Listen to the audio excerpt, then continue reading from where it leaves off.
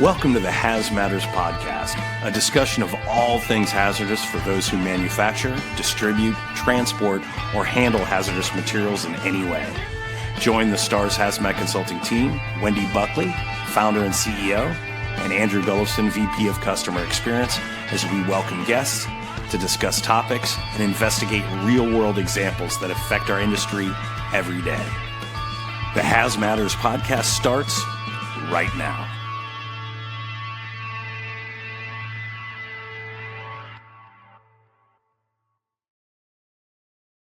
Good morning, everybody. Welcome, Wendy Buckley, the queen of Hazmat. How are you today? Good morning, Andrew. How are you? I'm doing well. Today, one of the things that we wanted to kind of talk about is, we'll call it the hidden hazards in the world. So some of it being more kind of household, but some of it really just even within supply chain. Talking about, what may be, what may not be. You have a great comment as, a lot of people in this industry, they don't know what they don't know.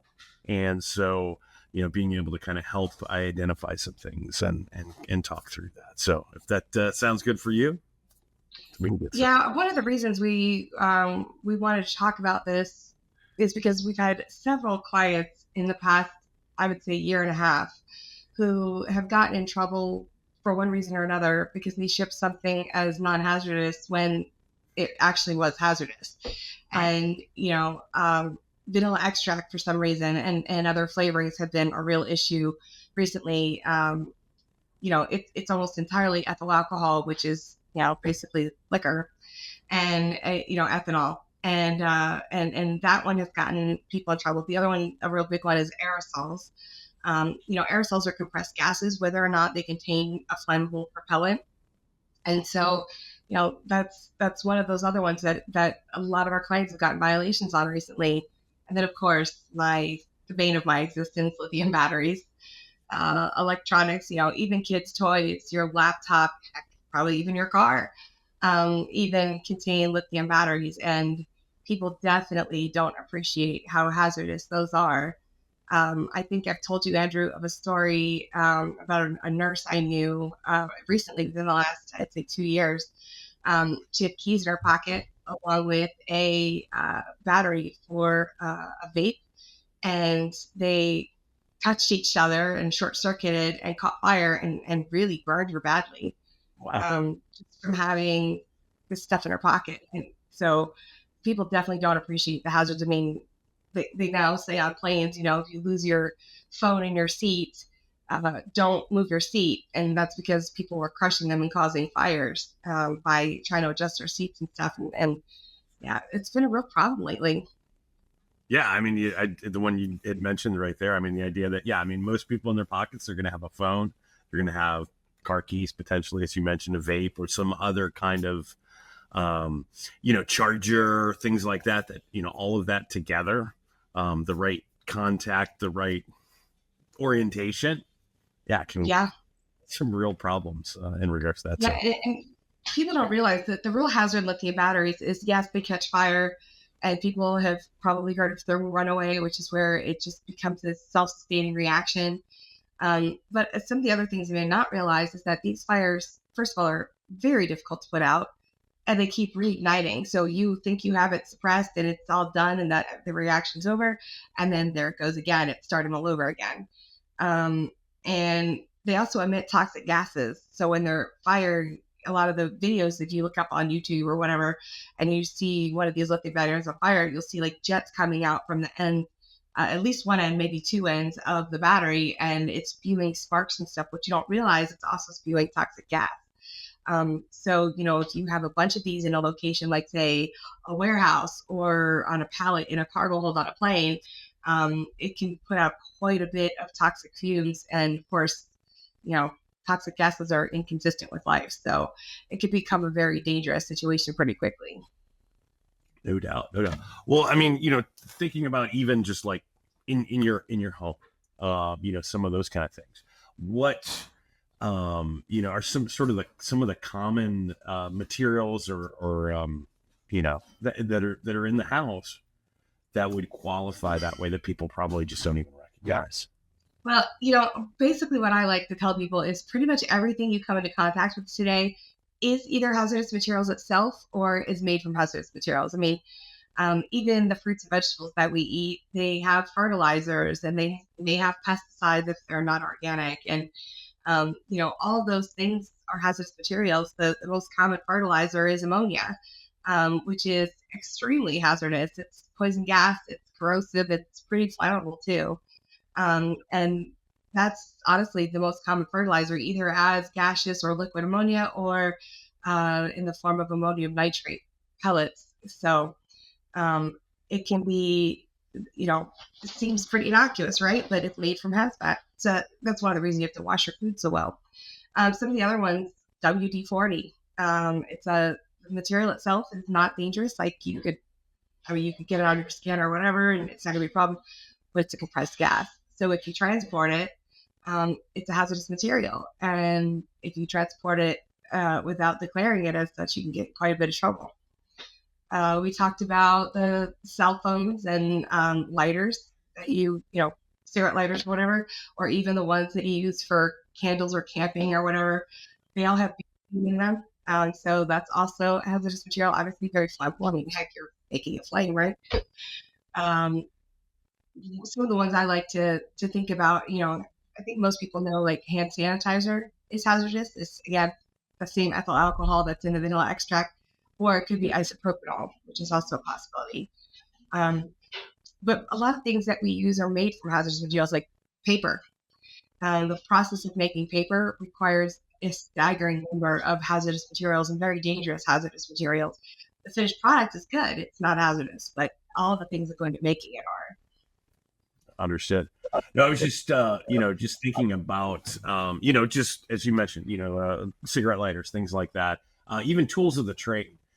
I think a lot of folks think, we've got, I can transport this without declaring it. Doesn't make it any less hazardous. I mean, that's one of the things that I think people think is, because I don't have to declare it, it's not really an issue. No, it's just, you still have to understand, you still have to kind of store properly. You want to do that for safety's sake. But just because there's regulatory relief in terms of maybe how you transport it or things like that, doesn't make it any less hazardous. It just just to clarify, and I think you're talking about limited quantities. But just to clarify, limited quantities you still have to declare as hazardous. Limited quantity means it's a small amount that gets regulatory relief, as we just talked about recently. But it is still hazardous materials, and that's something that most people don't appreciate. I hear that all the time from my clients. Well, it's not hazardous because it's a limited quantity. Not true. Limited quantity actually is a hazmat classification, and it's still flammable or corrosive or toxic or whatever it was before. It's just packaged in such a way that it doesn't pose as much risk as something in a larger package would. Right. Absolutely. But like I said, the underlying component is hazardous. There's no sort of denying that. I think a lot of people, because I don't have to declare it or I don't have to, or I have some regulatory relief that it like limits the amount of hazard that's there. For example, you don't need hazard class labels. If you're going by ground, you don't need shipping papers that have hazmat information on them. And if you don't have to have what's called UN specification packaging, that really robust hazmat packaging. And one of the problems with that, as some of our clients have found out, is that if they, for example, our warehouse clients have this problem, that one of their customers will ship them, 30 pallets of something that has this black and white, diamond shaped label on it. And because it doesn't have a flame, it doesn't have a UN number, it doesn't have, something that they recognize as a hazmat indicator. They take in these packages and store them in their warehouse and have no idea that they have hazardous materials. We had a client recently who did that and then decided, they didn't decide, the customer decided they didn't want it anymore, so told them to dispose of it. And they threw it in general waste, and that caused a lot of issues. So, that limited quantity, it's like a diamond shape with a white middle and two black parts on the top and bottom of the triangle, like the bottom third and top third are black with nothing else. There's no writing, there's no images, there's nothing. It's just blank. that's real hard for people to recognize that it's a hazardous material. And if you see that and don't know that, you can get yourself in a significant amount of trouble.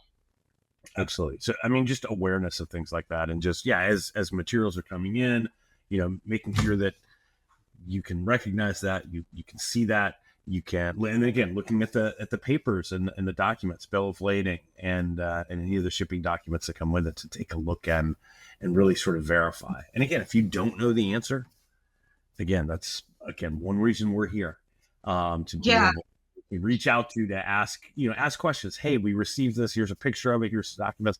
We don't know how to properly store this, or we don't know, should we, what do we need to do? So, sorry. Sales. Yeah, and that black and white label, the shipping papers wouldn't even say it's hazardous. So if you don't know to recognize that label, you're at a significant disadvantage. There is no way to know that material is hazardous if you don't recognize that symbol. If it comes by ground, there's no other indicators of it being a hazmat. Now, if it has a consumer product label, it'll have potentially icons on the back, but those are OSHA icons, not DOT. So, OSHA and DOT define those things differently. And so if it has an OSHA icon that says it's corrosive, it may not actually be corrosive for transportation. So people think you can use that to determine, but it's not true. They are defined differently, and the requirements are different. No doubt. Well, I just, as I kind of think about this, two primary areas, usually under the sink in somebody's house. Yeah. You've got all of these chemicals, and again, you may have bleach, you may have ammonia, or products that have, two of those together. And I don't know if you want to talk about when those two things interact, what can happen there. Bleach and ammonia makes toxic gas called phosgene. Don't do that. And again, that's happened before. And again, somebody who's got these two cleaning things, something spills when you're working with one of the other ones. As you said, I mean, you could be unconscious in a short period of time, but just like that, 2 square feet underneath a sink, all these kind of cleaning chemicals and things like that, they're there, and usually, potentially just like randomly placed in there, issues there. Like I said, the garage, we were talking about, all the things within your car. You had mentioned the seatbelt activators, and of course the airbags. There's explosions potentially there. I don't know if you want to talk about some of those. Yeah, so seatbelt retentioners, what is a device that causes that seatbelt to tighten if you get into an accident or brake real hard. That's actually a little explosion in there. Same thing with the airbag detonators. They are a small explosive. And so, and of course, lithium batteries in the electric vehicles, which honestly, to me, is a terrible idea. You're taking these large format lithium batteries, and you have a 2 or 3 car pileup, and this car ignites and catches on fire. So now this car's on fire, now that car's on fire. And honestly, our emergency responders across the country are not prepared to deal with a large scale lithium battery fire. There's been a few, as you know, Andrew, lithium battery factory fires here in the U.S. in the last year or so, 2 years. And in every case that I'm aware of, they've burned that building to the ground. Yeah, I mean, like as you said, it's just it can reactivate that chemical reaction. So again, in some cases, it's probably best for that to just can be completely destroyed. It's trying to save something. Yeah. It's and then also, they put off so much heat. It's such an exothermal reaction. They put off so much heat that it catches anything nearby on fire too. So like in the bottom of the cargo hold of an airplane, there's boxes and there's suitcases and there's, whatever else. All of that is a heavy fire load. And same thing in a warehouse. One of my clients recently had 28,000 products they didn't know were lithium batteries. I've got another client who had about 50,000 pounds of products that they didn't know contained lithium batteries. And in both cases, if those catch on fire, everything else in the warehouse is subject to. And in the case of the 28,000 batteries, those were large batteries in a warehouse that normally handles giant rolls of paper. Talk about a fire load. So not knowing you have a hazmat in your warehouse could be very detrimental, because lithium batteries in particular can catch on fire just if they're banged too hard or overheated or something like that. But even if you are a food producer or a food warehouse and you've got food products you got to be careful because there are food products that are hazmat, like the extracts we talked about, or the cooking sprays, or some of those types of things. Mm-hmm. Yeah, no, absolutely.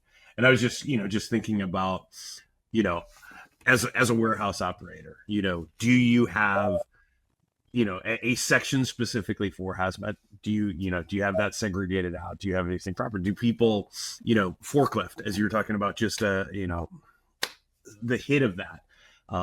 You were mentioning the other day about a forklift doing a little drifting, and just like, the lack of focus and dedication to kind of what's going on, and make sure that you don't do something silly, bump into something that can cause these issues. But now, if you want to talk about that, just forklift drift was kind of a fun.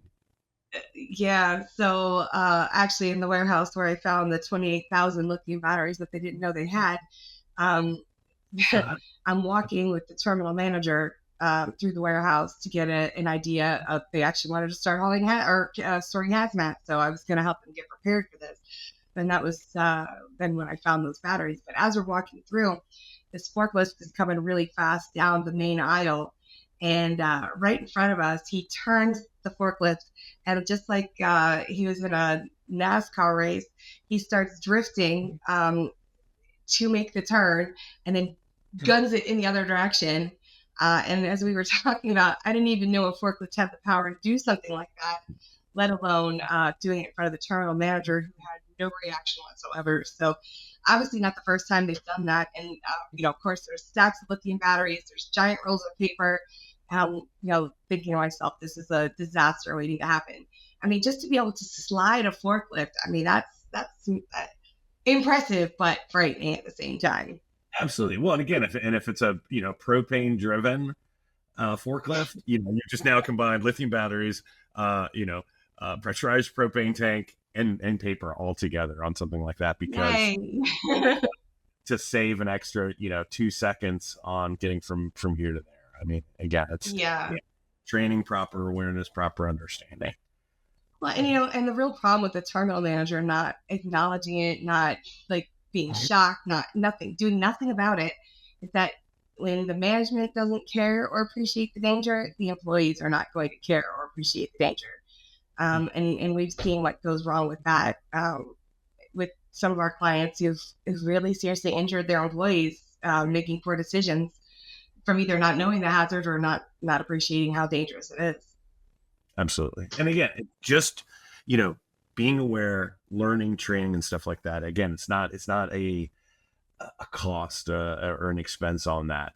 I mean, there are definitely things you can do that can become very costly, but again, having a proper program to manage hazardous materials, to whether it's handling, whether it's moving, things like that, it's training, it's respect for that, because again, whether you work with a gun, whether you work with anything, it's respect for the tools that have the potential to injure or kill you. Yeah, I mean, even the power tools, but even other things too, like you mentioned, cleaning products, but how about liquor, wine? Those are hazardous materials as well. Again, we're back to the ethyl alcohol. You mentioned guns, ammunition, has black powder. It's actually an explosive. I think we talked about before, Andrew, that I do some competitive pistol shooting. So I get cases of ammunition delivered 1,000 rounds at a time. And, and sometimes I get it and it's packaged and marked properly and looks great. Other times I'm like, that should have never left the warehouse like that. Do you then reach out to the company and say, hey, this is not, this isn't proper. I received this and you're shipping something. Yeah, I have actually. And not to call anybody out, but a certain very large distribution company that everyone knows, I've written to them a couple of times and they've never written back. So they've never responded. I doubt very much. They probably just looked at my email and threw it away. So, but yeah, I have. Although I've also called a couple trucking companies when I saw placards that were incorrect. And then I get very strange phone calls back, like, who are you? In other words, like, are you a terrorist? What are you scooping out our trucks like that for?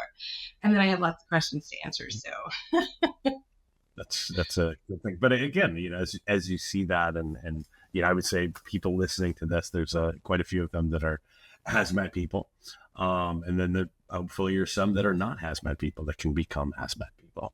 But again, like I said, it's awareness. It's asking questions. That's the biggest thing. If you don't know, don't make assumptions on whether it's packaging labels or information. Is this hazardous? It's not. Hey, pick up the phone.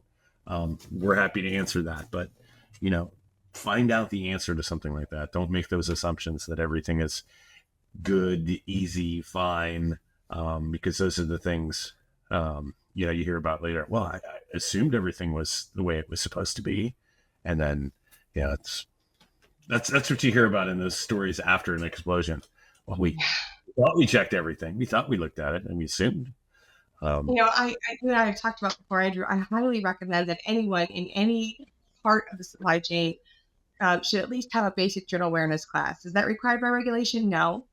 But if you have at least a basic general awareness class from a quality provider, then you would be able to know that a lithium battery icon or label or mark or whatever is hazardous, or most importantly, the limited quantity one that we were talking about that doesn't indicate any hazardous or any hazards rather. That 1 or 2 hour class that you're going to have, $40, $50, whatever it is, that could make the difference between making a really, really huge mistake, like shipping something that hazmat that you don't know, or storing something next to something else that shouldn't be. That could make the difference between somebody getting hurt and not. So we actually offer a 2 hour class that we have that's basically a general awareness, like, hey, here's the things to know when you need to ask more questions, right? I highly encourage people to take it. And I used to promote this before we even had a class to offer. This is more the answer to that concern. So that I highly recommend that, because if you don't know and you don't know to ask the question, you don't know that something doesn't look right, you're putting yourself at a lot of risk. Absolutely. And, you're looking at it. So, within a transportation company, if you move hazardous materials, drivers absolutely have to have it. Anybody who's loading or unloading a truck. I mean, it's a requirement because you're doing safety sensitive function. But those who are involved, maybe they're not directly involved. Even somebody in county, get to know the materials that you're doing that.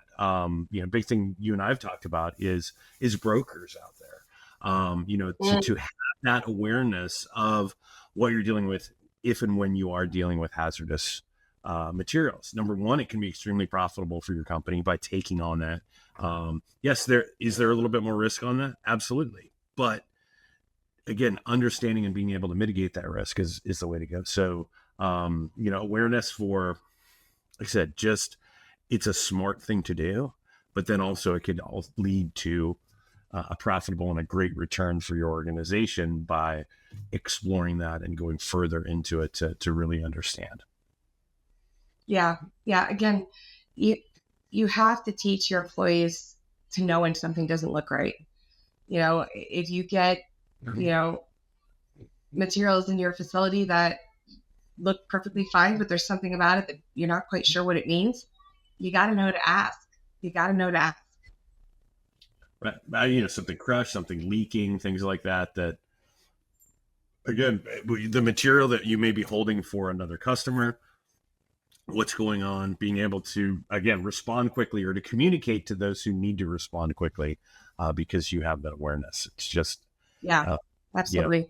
Again, saving lives is ultimately at the end of the day. Making it a profitable enterprise. It's not about just saving money, but a profitable enterprise, but while saving lives. I mean, that's really that junction point, that nexus of really what we want to have, and the industry really wants to have as well. Yeah, and we're here to answer questions for people. Andrew, why don't you talk a little bit about our Hazmat help desk and the kind of promotion that we've been running, where it's a sort of an on-demand service? Absolutely. So really, as I would say, do you have hazardous materials questions all the time? Probably not. But when you do, it's really important for you to get an answer. And the correct answer, not a ChatGPT answer. Well, and that's the thing. That's where I was going to go with that, is to say, I mean, yes, you can do a search engine to do that. You can use AI to try to get an answer. But when you're talking about, again, hazards and safety, you want to validate that. And so, again, being able to reach out to experts, here at STARS, to answer, to get some of those questions answered. And it's almost like a retainer, to pay a monthly fee on that you have access to be able to ask these questions, to be able to get those answers in a timely fashion for you to be able to, manage your business. So it's something that we really want to, just make available. It's there when you need it, almost like an insurance policy, in regards to that. And, kind of balancing, it's like, how many questions do you have? When does it come up? But, the potential for fines and penalties. I know you were talking, we were discussing with a customer the other day where there was, potential of $1 million fine. Is it worth paying, a couple $100 or $1,000 to be able to protect yourself against $1 million fine or penalty? Mitigating that and just, like I said, having knowledge, peace of mind, in a big thing. And again, that's kind of what insurance is to a degree. And, I hate to call this an insurance policy, but it's there when you need it. To be able to reach out. Yeah. And with us running the on-demand promotion for, I think we ran it last month, and I think we're getting ready to run it again for August, is, we have the on-demand. So, you're not ready to commit. You want to see how the service works, then you can get it when you need it. Sign up for, say, I need to talk to somebody for a half an hour and pay the fee. And then you get to connect with us and we'll answer your questions. That's only a short-term thing, because normally it is under contract, like Andrew's saying. But being able to have it on demand, I mean, I would rather provide that service forever and be able to answer questions for people and prevent people from getting hurt than not want to answer their questions just because we're not under contract. So, if I can do something to help, or STARS can do something to help someone, we definitely want to try to do that. Absolutely. Like I said, that's what we're here for. Again, whether it's something small, a simple question of, hey, we've got this material in here, we're unsure what it is, can you help us out? How to handle something, how to manage something in that regard, all the way up to, large projects, audits, gap analyses, even the development of new programs. Hey, we're thinking about getting involved in hazardous materials. We've been kind of skittish of it, a little scared of it. But recognize the opportunities that are there. We can help design that particular program. And again, through your business lens, what makes sense for you, that it's still, like I said, it has to be a profitable enterprise. And again, hazardous materials can be a very profitable enterprise if done well and done properly. Yeah. And if you do have questions, you need to reach out. If you go to our website, STARS Hazmat Consulting, we have a bunch of different ways for you to contact us. Actually, we just had a potential new client contact us on our website and set up a call with us remotely, and it pops up on my calendar, and we were able to talk, and he's going to go forward with us. So, we have lots of different ways for you to contact us on there if you do have questions. Absolutely. I know for Maho, I know she's had some scrolls. There we go. We got some stuff right there. She's our behind the scenes tech whiz over there, marketing tech and all of that digital content stuff. Absolutely. Sounds great. Well, Wendy, I appreciate your time today, and hope everybody learned a little something more. And as it says right there, stay safe, stay compliant. And we appreciate you tuning in. Yeah, well, before we go really quick, our next, hopefully in the next couple months, we're going to start having some guests on, and something our audience is going to be pretty excited about, don't you think? Absolutely. Yeah, we're working on setting that up too. So you'll hear from others besides us, along with us. Sounds great. Thanks, Wendy. All right. Thanks, Andrew. Talk to you soon. Bye-bye. Thank you for joining the Hazmatters Podcast, brought to you by STARS Hazmat Consulting. To learn more about how STARS can help you for training and compliance, by building processes and programs, for fines and penalty mitigation, For questions about hazmat responsibilities and the regulations that govern our industry, visit our website at starshazmat.com or give us a call at 267-324-4002.